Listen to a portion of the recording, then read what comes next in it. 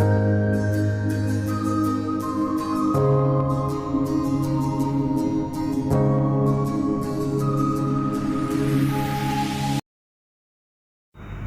semuanya, kalau di video sebelumnya aku sudah membahas mengenai latar belakang Marie Antoinette.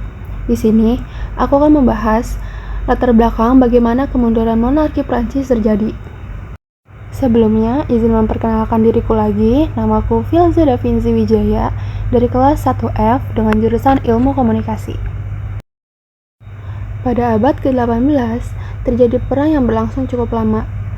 Hal ini menyebabkan masalah keuangan di Prancis menjadi sangat besar, dan mereka tidak mendapatkan keuntungan sama sekali dari perang tersebut. Mary yang khawatir menuliskan sebuah surat untuk ibunya.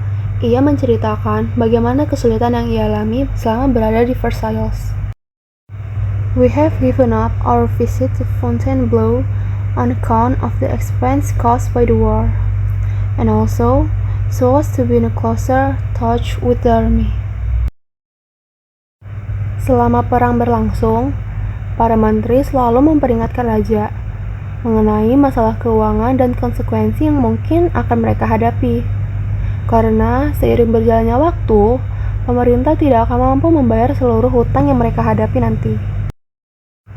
Untuk mengurangi krisis anggaran ini, pada tahun 1787, pemerintah kerajaan mengusulkan rangkaian reformasi mengenai pengurangan pengeluaran dan perpajakan.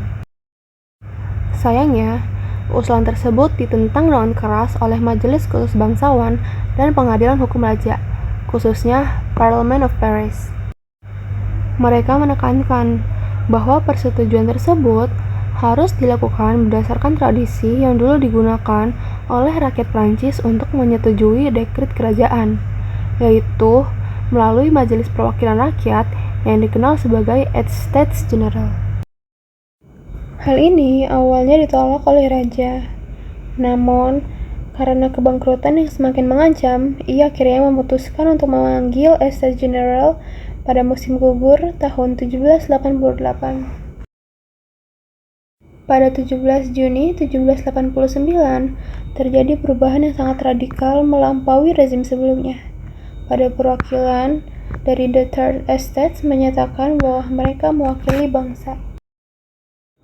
Para delegasi The Third Estate menegaskan pendirian mereka atas sumpah Tennis Court Oath yang disusun oleh Anthony Benarve dan Isaac Lee Chapelier.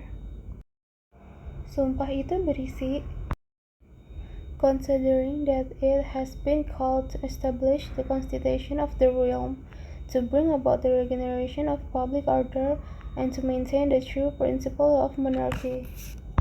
Nothing may prevent it from continuing the deliberations in any places in its force to establish itself. And finally, the National Assembly exists wherever its members are gathered. Declares that all members of this assembly is immediately take a solemn oath never to spread and to resemble wherever circumstances recur until the constitution of the realm is established and fixed upon a solid foundation. And that said oath having been sworn, all members and each one individually confirms this unwavering resolution with his signature. The March on Versailles atau juga dikenal dengan The October Days adalah salah satu peristiwa paling awal dan paling penting dalam revolusi Perancis. Hal ini terjadi karena harga roti di ibu kota tetap masih pada harga yang sangat tinggi pada masanya.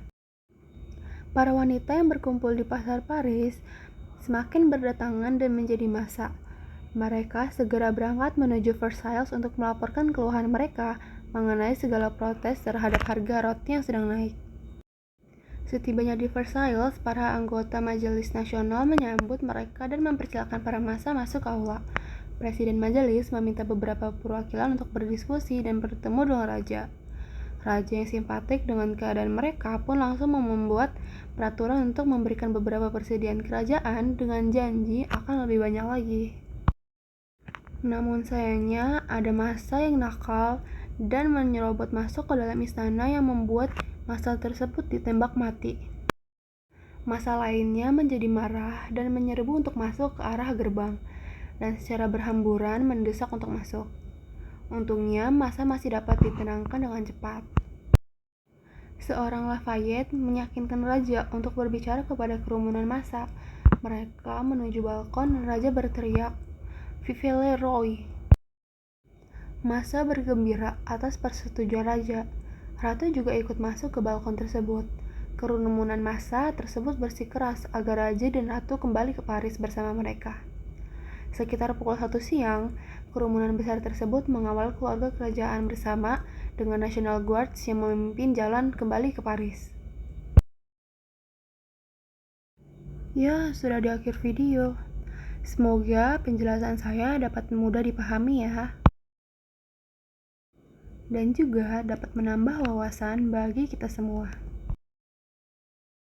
Terima kasih banyak. Have a nice day.